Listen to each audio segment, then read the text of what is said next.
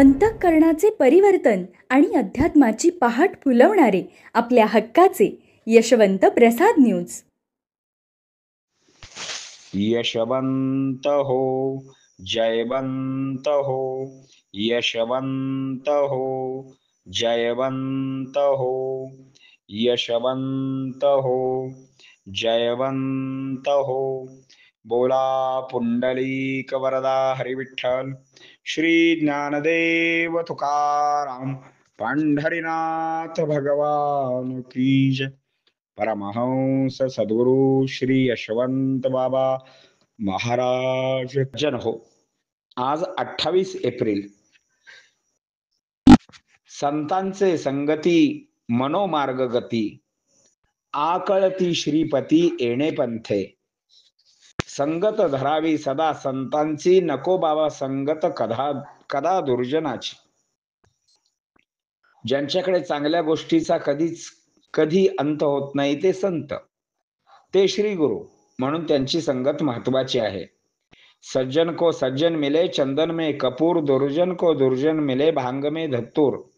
हा साधा सोपा नियम आहे. सज्जनाला सज्जन भेटल्यानंतर कापूर जाळल्याप्रमाणे योग असतो, तर दुर्जनाला दुर्जन भेटल्यानंतर भांगेमध्ये धोतऱ्याच्या बिया कुटून ती वरून ओतल्यावर मग ती प्राशन करावी.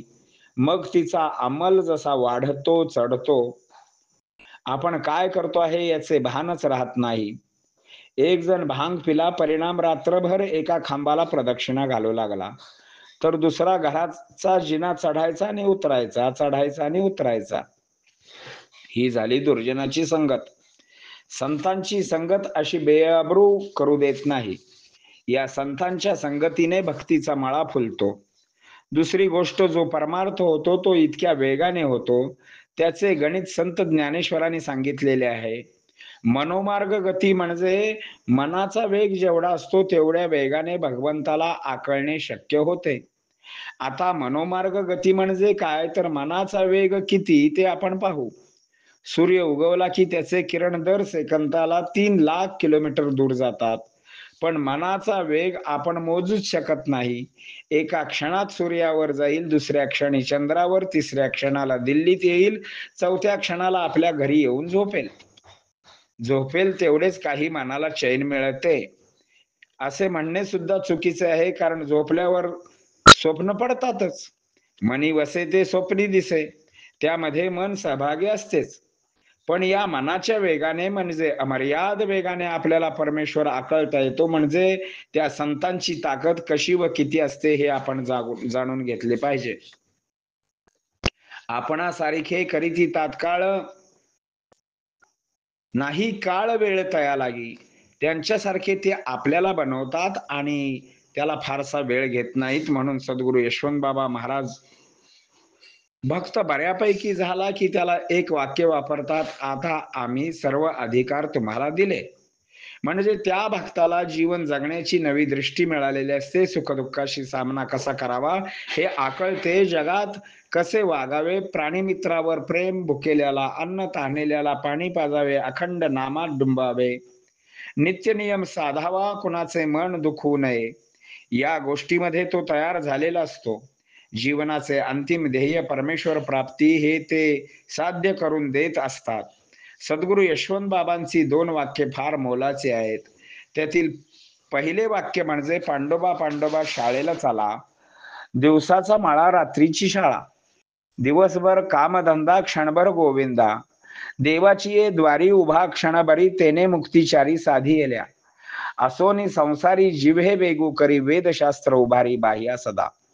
या साऱ्यांचा सार जर काढला तर आधी संसार करावा नेटका, मग परमार्थ साधावा विवेका. विद्यार्थ्यांच्या वेळापत्रकाप्रमाणे सद्गुरूंची शाळा चालते.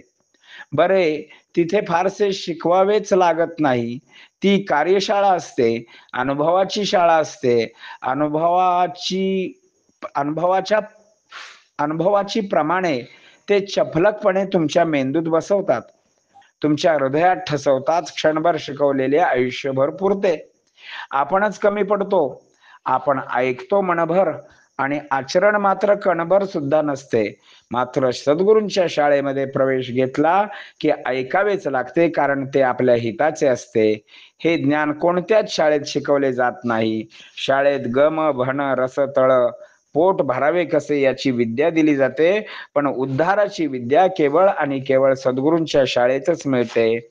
हरिमुखे म्हणा, हरिमुखे म्हणा, पुण्याची गणना कोण करी. पुंडलिक वरदा हरी विठ्ठल.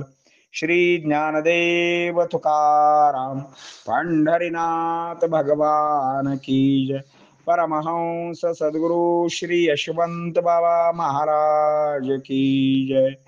पार्वती पते हर हर महादेव. यशवंत हो, जयवंत हो, यशवंत हो, जयवंत हो, यशवंत हो, जयवंत हो.